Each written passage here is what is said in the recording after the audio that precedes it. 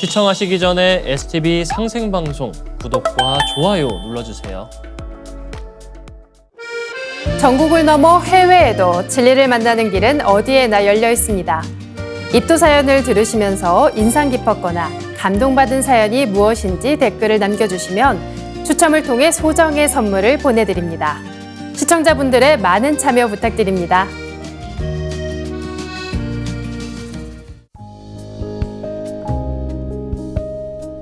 안녕하세요, 이상은입니다. 인생에서 우리는 무언가를 간절히 바라고 노력하지만 때로는 그 결실을 바로 보지 못할 때가 있습니다. 한 걸음 전진하다가도 다시 제자리로 돌아오는 것 같은 순간 포기하고 싶은 마음이 들기도 하는데요. 하지만 오늘 우리가 만날 두 분의 이야기는 진정한 변화와 성장에는 꾸준한 정성과 노력이 필요하다는 것을 일깨워줍니다. 오늘은 그런 값진 깨달음을 얻은 두 분의 입도 이야기를 함께 나눠볼 텐데요. 여러분도 이분들의 여정에서 새로운 용기와 희망을 발견하시길 바랍니다. 그럼 첫 번째 봉투를 열어볼까요?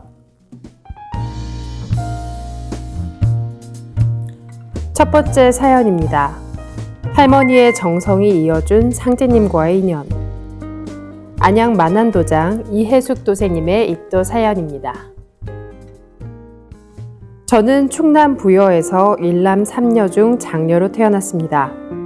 부모님은 열심히 일하시며 남들에게 피해를 준 적 없는 법 없이도 살 수 있는 아주 인자하신 분들이셨죠.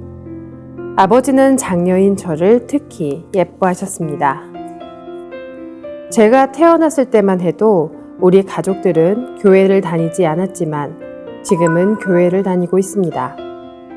제 위로 언니, 오빠가 있었는데 어린 나이에 일찍 죽고 저도 태어난 지 100일이 안 되어 병원에서 포기하라고 할 정도로 위험했다고 합니다.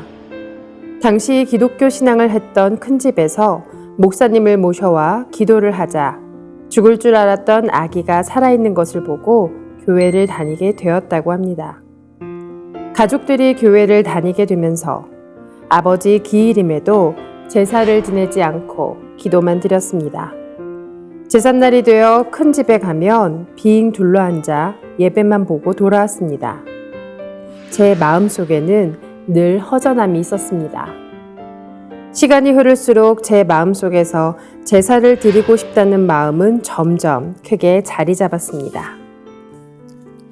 이도생님은 부모님의 따뜻한 사랑으로 행복한 어린 시절을 보내셨는데요. 이도생님은 태어난 지 얼마 되지 않아 생사의 고비를 넘겨야 했습니다. 하지만 그 사건으로 인해 가족들이 교회를 다니게 되면서 이도생님의 마음속엔 또 다른 아픔이 자리 잡게 되었습니다. 가족들이 교회를 다니며 제사를 등한시한 거였는데요. 돌아가신 아버님께 생전 좋아하시던 음식 한번 제대로 못 올린다는 것이 얼마나 마음이 아프고 답답하셨을까요? 자식된 도리를 다하고 싶은데 그러지 못하는 현실이 참 안타깝습니다. 나중엔 제사를 지내는 집이 부럽기까지 했습니다. 결국 나 혼자라도 아버지께 제사를 드려야겠다 마음먹고 아버지 제삿날이 되면 아버지가 생전에 좋아하시던 음식을 싸서 아버지 산소에 미리 성묘를 다녀왔습니다. 결혼 후에는 무당의 도움을 받아 조상님들과 아버지 천도제도 올려드리기도 했습니다. 결국 이도생님은 혼자서라도 아버님이 좋아하시던 음식을 준비해 산소를 찾아갑니다. 돌아가신 아버님을 생각하는 그 애틋한 마음이 느껴지는데요. 가족들 몰래 혼자 성묘 가는 그 발걸음은 얼마나 무거우셨을까요? 하지만 그 정성과 효심에 아버지도 조상님도 하늘도 모두 감동했을 것 같습니다. 나이가 차 결혼을 했고 결혼 초 남편의 사업이 잘 되어 동생들을 모두 결혼시킬 수 있었습니다. 하지만 그 후 남편의 사업이 실패하고 잇따른 사기를 당하며 큰 빚을 떠안게 되었습니다. 남편은 술로 세월을 보냈고 결국 전 두 아이를 위해서라도 일을 시작해야 했습니다. 옷가게 일을 하며 밤 11시가 되어야 퇴근할 수 있었습니다. 힘들었지만 오직 아이들만 생각하며 주말도 없이 일했습니다. 정말 하루하루 일하는 것 말고는 제게 사치였습니다. 종교도 여가도 여행과 취미도 아이의 관심을 끊고 살았습니다. 하지만 열심히 살다 보니 점점 주변의 인정을 받게 되었고 좋은 위치의 매장으로 옮길 수 있었습니다. 그때까지도 남편은 술에 빠져 더 이상 살아갈 의지가 없었고 결국 전 이혼을 하게 되었습니다. 그렇게 아버님에 대한 그리움을 안고 결혼이라는 새로운 인생의 장을 열었는데요. 처음엔 남편의 사업도 잘 되고 동생들까지 보살필 수 있을 만큼 여유도 생기고 이제야 행복이 찾아오나 싶었을 것 같습니다. 하지만 인생이란 게 참 예측할 수가 없죠. 남편의 사업이 실패하고 사기를 당하며 인생이 송두리째 흔들리게 됩니다. 술에 빠진 남편을 뒤로하고 가장이 되어 홀로 아이들을 키우며 힘겨운 시간을 보내는데요. 매일 밤 11시까지 일하며 주말도 없이 살아오신 이혜숙 도생님. 종교도 취미도 사치라 생각하며 오직 생계에 매달려야 했습니다. 살아가는 것이 버거워 종교나 신앙에 관심조차 없이 지내던 제게 정말 우연히 상제님 진리와의 만남이 시작되었습니다. 평소 제 보험을 관리해주는 설계사에게 의지하고 있었는데요. 저를 좋게 봐준 설계사 언니의 권유로 저도 보험업을 시작하게 되었습니다. 그러던 어느 날 언니가 지인을 만나는데 같이 가자고 했습니다. 그때 자리를 같이 하게 된 지인이 바로 저를 상제님 진리로 인도해 주신 홍순덕 도생님이었습니다. 홍 도생님은 처음 만났는데도 요즘 사람들과는 다르게 정말 얼굴이 맑고 깨끗하게 느껴졌고 고상한 인품이 느껴지는 분이라 호감이 갔습니다. 취미생활조차 포기하고 바쁘게 살아오던 이 도생님. 인생에 몇 번 찾아오지 않을 정말 특별한 만남을 갖게 되는데요. 바로 홍 도생님과의 만남이었습니다. 첫 만남에서 홍 도생님의 그 맑은 기운과 고상한 인품까지 느끼는데요. 아마도 홍 도생님이 진심견수복례, 마음이 깨끗해야 복이 이른다는 상제님의 가르침대로 살아가는 분이기에 이 도생님도 첫 만남에서 그것을 느끼신 것 같습니다. 선배 언니는 일이 바빠 금방 회사로 들어갔고 우리 두 사람은 식사를 같이 하게 되었습니다. 대화를 하다 보니 자연스럽게 홍 도생님이 증산도를 하고 있다는 걸 알게 되었습니다. 나는 증산동에 살고 있는데 그 증산이 이 증산과 같은 뜻인가 하며 호기심이 생겼습니다. 증자가 떡시루라는 뜻은 알고 있었지만 평소 동네를 지나며 시루 모양은 아닌 것 같은데 하며 궁금하던 차였습니다. 홍 도생님께서는 증산도는 상제님을 신앙하는 곳이라고 소개하며 우리 고유한 신앙으로 도장에 한번 초대하고 싶다고 하셨습니다. 처음엔 증산도 이야기를 듣고 종교에는 관심이 없었던 터라 솔직히 피하고 싶었습니다. 그동안 천도제나 굿을 여러 번 하며 돈도 많이 썼습니다.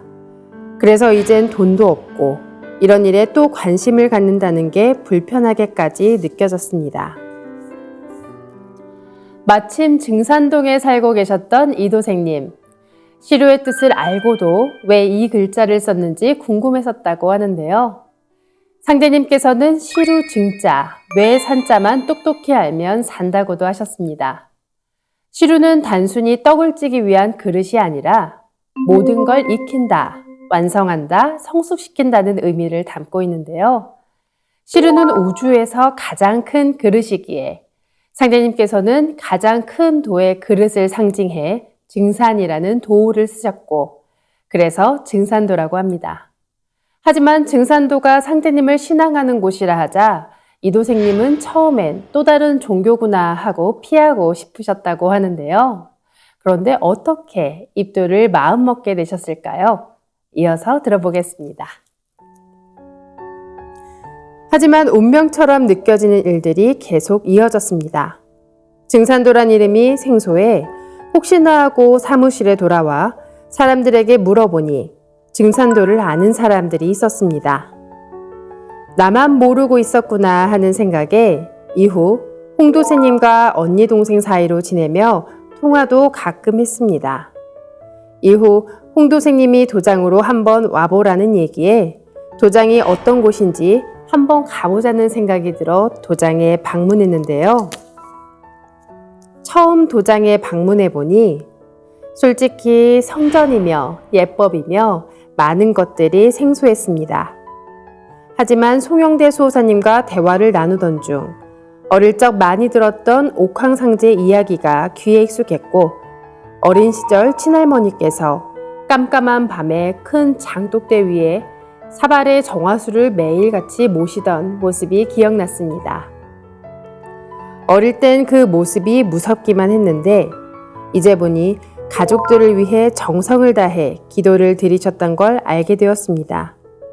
조상님의 음덕으로 상제님을 만난다는 말씀에 어쩌면 할머니께서 저를 상제님 앞으로 인도해 주셨겠구나 하는 생각이 들었습니다. 남들 다 모르는 줄 알았는데 나만 모르고 있었고 다 처음인 것 같은데 상제님과 청수 모시는 모습들은 익숙했던 것들이고 세상은 참 알 수가 없습니다. 증산도에는 발달하는 사회 속에 잊혀져 가던 우리의 뿌리 문화가 그대로 살아있는데요. 바로 상제님과 청수 문화입니다. 어린 시절 깊은 밤 할머니께서 장독대 위에 정성스레 청수를 올리고 상제님께 어떤 기도를 하셨을까요?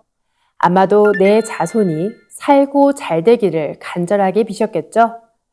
그때의 할머니의 그 정성 어린 기도가 이도생님을 자연스레 상제님 앞으로 이끈 것 같습니다.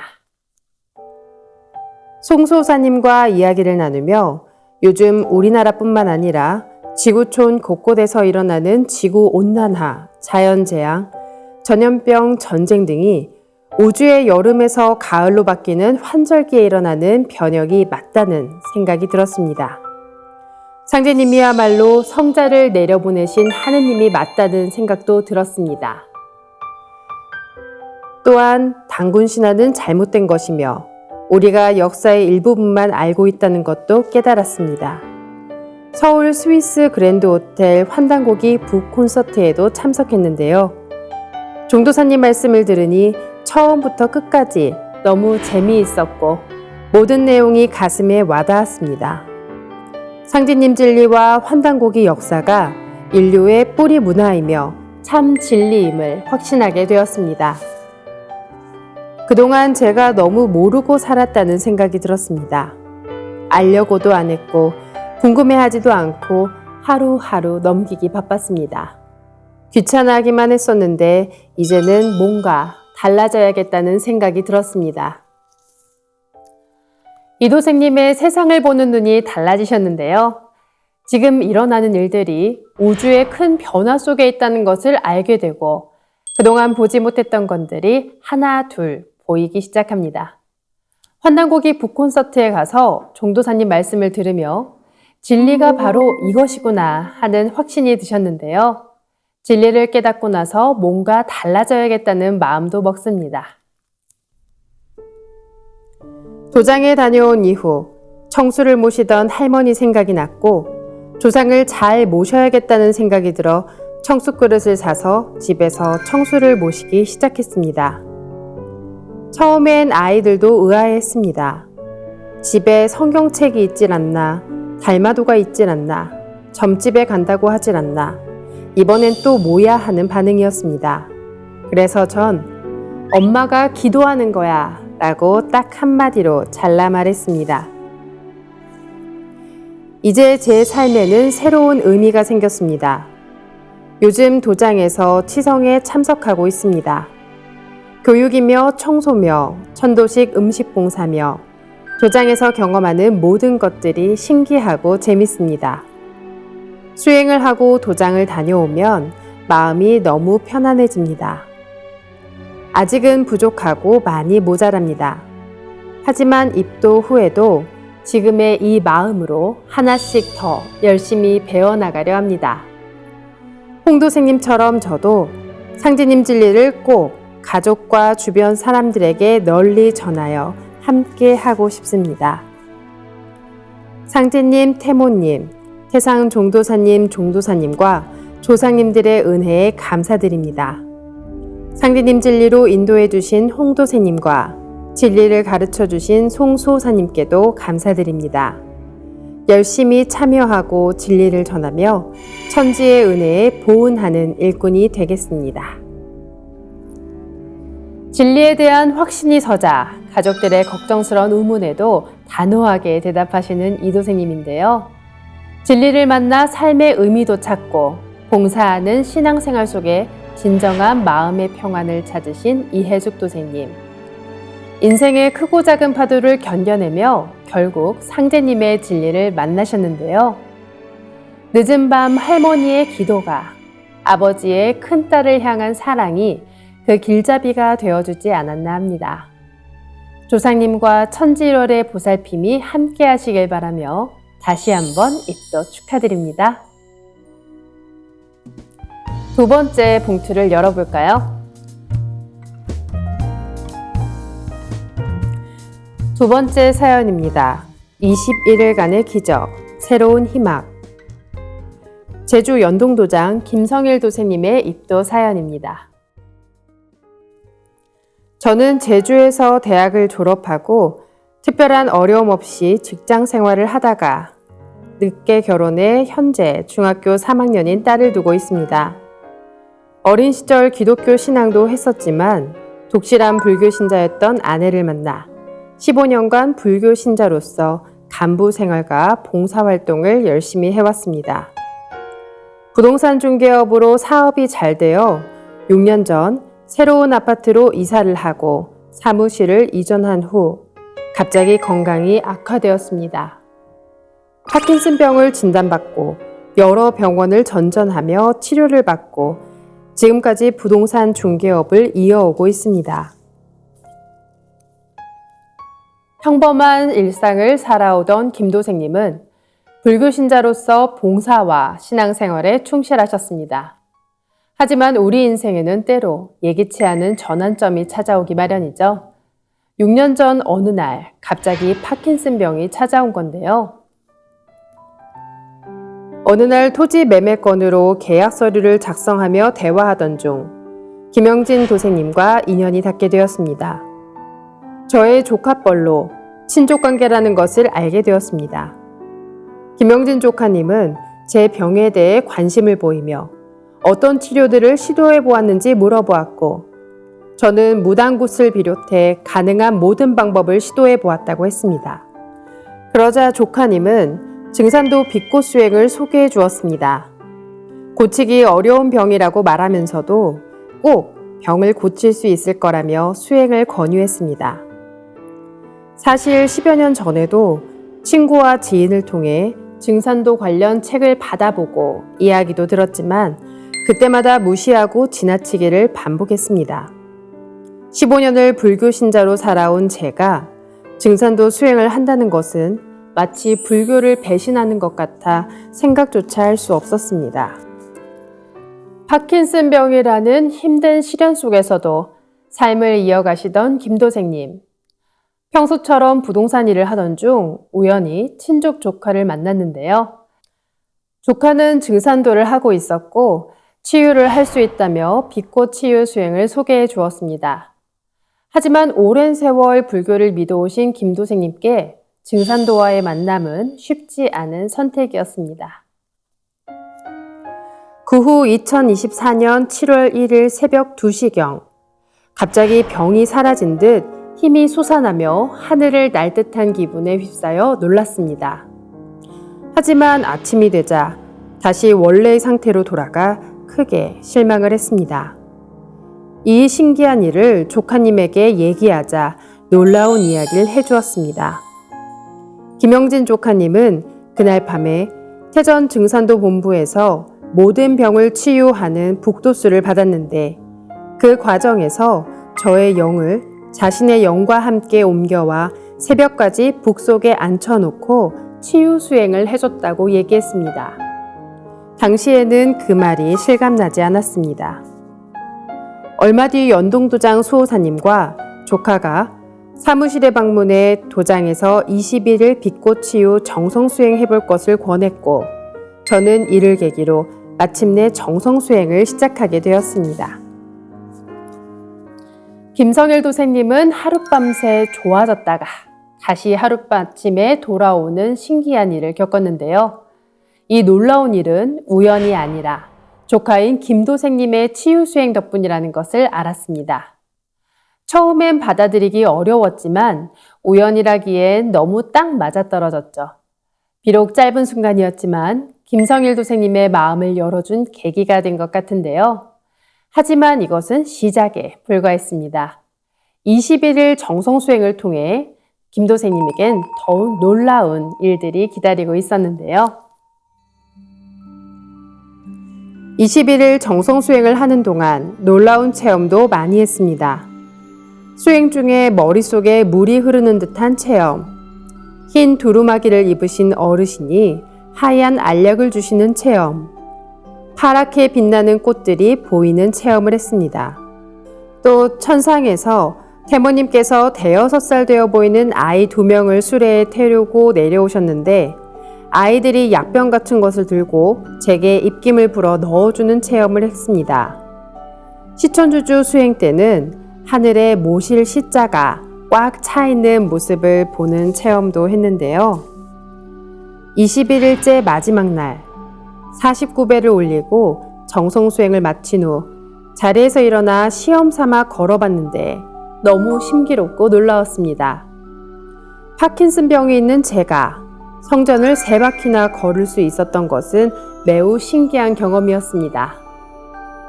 정성수행을 마쳐도 꾸준히 주문을 읽어야 한다고 조카가 신신당부했는데 제 노력 부족으로 몸은 다시 원래 상태로 돌아왔습니다. 비록 노력이 부족해 다시 돌아왔지만 꾸준한 수행이 중요하다는 것과 노력하면 치유가 된다는 것을 깨달았습니다. 21일 동안 김도생님은 수많은 놀라운 체험을 하시는데요. 수승화강이 되어 머릿속에 물이 흐르고 아마도 선약궁의 신성님이겠죠? 환약도 받고 또 태모님께 약병 기운을 받기도 하고 제일 놀라웠던 건 정성수행 마지막 날 파킨슨병이 있음에도 성전을 무려 3바퀴나 혼자 걸었다는 건데요. 비록 지속적인 수행이 되지 않아 다시 원상태로 돌아갔지만 수행을 하면 치유가 된다는 치유의 가능성을 몸소 체험합니다. 입도를 결심하기까지 석가부처님의 유언과 척신병마로 제가 고통스러운 병에 시달리게 된 것에 진리적으로 공감이 되었습니다. 무엇보다 21일 동안 매주 정성껏 재물을 준비해 주시고 수행을 이끌어 주신 수호사님과 거동이 불편한 저를 매일 도장까지 모시고 다니며 수행을 도와주신 김영진 조카님의 진심 어린 정성에 깊은 감동을 받아 입도를 결심하게 되었습니다. 이제 입도를 해 새로운 빛꽃 치유 수행을 통해 건강을 회복하고 새롭게 다시 거듭나고자 합니다. 감사합니다. 호은. 석가부처님은 앞으로 미륵부처님이 오신다고 하셨죠. 그래서 친아들인 라울라를 비롯해 가섭과 모든 제자에게 인간으로 오시는 미륵부처님을 마땅히 쫓아라, 여당 귀의하라고 하셨습니다. 김도생님은 석가부처님의 말씀의 참 뜻을 깨닫게 되며 증산도에 대한 마음의 문을 열린 것 같은데요. 여기에 수호사님과 조카의 진심에 감동받아 입도를 결심합니다. 김도생님, 치유 수행 꾸준히 하셔서 꼭 치유되시게 빕니다. 치유의 산 증인이 되어 많은 사람들을 치유하고 살리는 큰 일꾼 되시길 진심으로 기원합니다. 다시 한번 입도 축하드립니다. 여러분은 무언가를 간절히 원하며 노력해 보신 적 있으신가요? 아무리 애써도 변화가 보이지 않아 이제 그만 포기할까 하는 마음도 들곤 하는데요. 씨앗이 땅속에서 싹을 틔우기까지 아무도 모릅니다. 다만 씨앗은 조용히 자신의 때를 기다리며 자라고 있는데요. 우리의 정성과 노력도 그렇게 조용히 자라나고 있습니다. 그리고 반드시 열매를 맺게 될 것입니다. 오늘의 사연들이 시청자분들의 마음속 진리의 씨앗에 작은 밑거름이 되었으면 합니다. 오늘도 소중한 시간 함께 해주셔서 감사합니다. 보은